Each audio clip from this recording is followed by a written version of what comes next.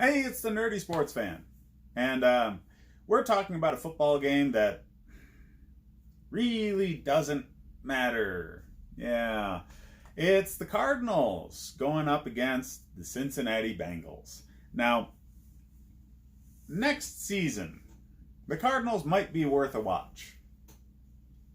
I give the Bengals 2 before they might be viable. I think they have the right coach.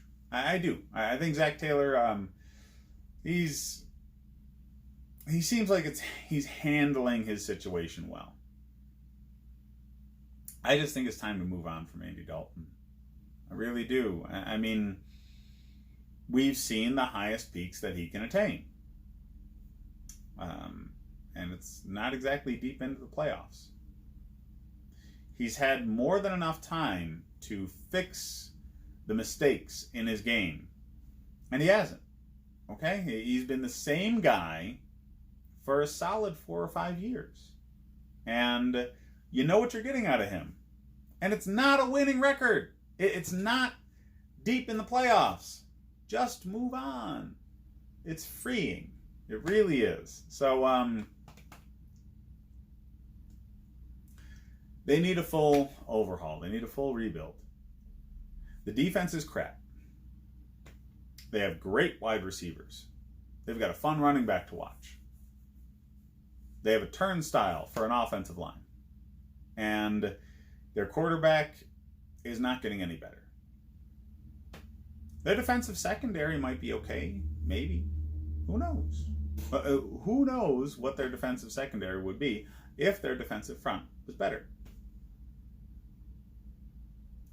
I'm sorry, Bengals fans. As the fan of a long-suffering franchise myself, I understand. I do. You want to see the good in your team.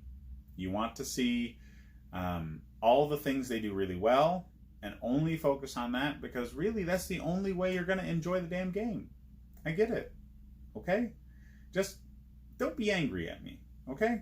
I've gotten a lot of comments from you guys, and they've been essentially along the lines of, hey, we're a good team, you're just some jackass. No, you're not a good team. You have some good players. You're not a good team. You are what your record says you are. Cardinals fans, all 8 of you, you're never going to get better if you keep on hitting the reset button. There are teams that need to hit the reset button more often, like the Bengals. You hit it too damn much. Why did you need to move on from Rosen? He wasn't what was losing games. He was a rookie quarterback. And you actually see him doing better. The game he stepped in for Fitzpatrick for Miami, they looked much, much better. So,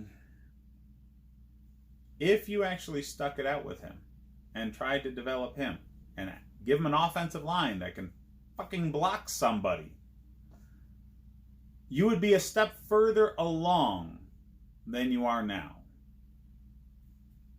I get it. Kyler Murray's the shiny new toy. What does it matter? He plays a style of football that is not going to last. I'm not saying he's not going to be good. I'm saying he will not last. Look at what's happening with Cam Newton. He ran the ball extremely well. He was an MVP. He brought his team to the Super Bowl. He was also drafted years after players that are still going now that don't run around a lot. Drew Brees is still in the league. Phillip Rivers is still in the league. Tom Brady still in the league. You can do a lot with a guy who stays in the pocket. And it's not a matter of it's a better way to play. It's a more consistent way of winning. That's not it. It's a matter of, are you going to stay on the field? Are you going to stay in games? Are you going to stay the whole season? And it's much more likely to happen with a guy who can play from the pocket effectively and stay back there. Using his legs now and again is what Kyler needs to focus on.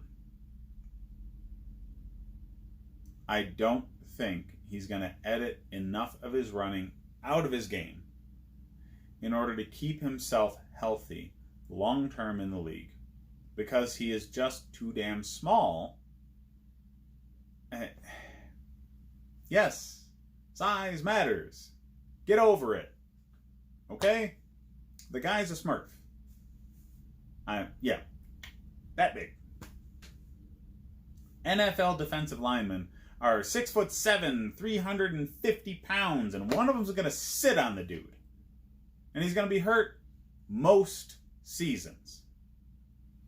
Most years, he will not play a full season. Mark my words. You would be further along in the Josh Rosen process, which isn't looking much worse than what Kyler Murray's doing. And you could have just a step in the right direction. Continually hitting the reset button like this, it's just not long-term success formula. It's not. Okay? So this game, most people think Cincinnati is going to win. I wonder who cares enough, but I don't. I think Cincinnati's got a lot of quit in them right now. A lot of quit in them. Arizona is still young and fiery enough to not have that sort of mindset. Fitzgerald is very good leadership from a veteran on the offensive side, and he's going to keep this, staff as upbeat as they can be. They have I think, a better offensive scheme than Cincinnati does. The defenses are equally crap. So it's a matter of who's going to outscore the other. And I think Arizona's got it. I do. I think Kirk is going to have himself a game. Fitzgerald's going to be great. David Johnson Jr. has nothing in front of him to stop him in this game. This is fantasy football gold in this game. Ross, Boyd, Mixon, Kirk, Fitzgerald, David Johnson, anybody you can think of on these offenses are start worthy, because the defenses are so bad that they're not going to be able to stop anything. So everybody in a skill position gets valued up in this game. Don't start either of the quarterbacks because, well, there's still plenty of better quarterbacks out there. Don't even think about the defenses. As far as the spread goes, we've got a 3-point edge for the Bengals. I bet the Cardinals all day. I think the Cardinals are going to win. I think the Bengals are going to be folding up camp and quitting on Andy Dalton sooner rather than later. Let's hope they don't quit on their coach, because he's not the reason they're losing.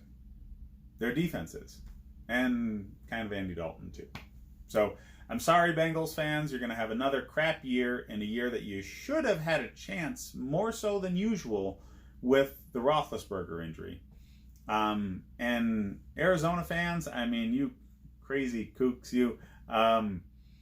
you've got a season or two before what goes on is going to develop into real good NFL games. So tough it out this year. It'll be fun to watch. It's a very, very good offense to watch. They just don't have the leadership needed from the quarterback position just yet to turn that into wins. Hit me up in the rest of the videos for more content on the rest of the games, and hit up that Nerdy Sports Fan Weekly for my take on generally what's gone on in the first quarter of the season.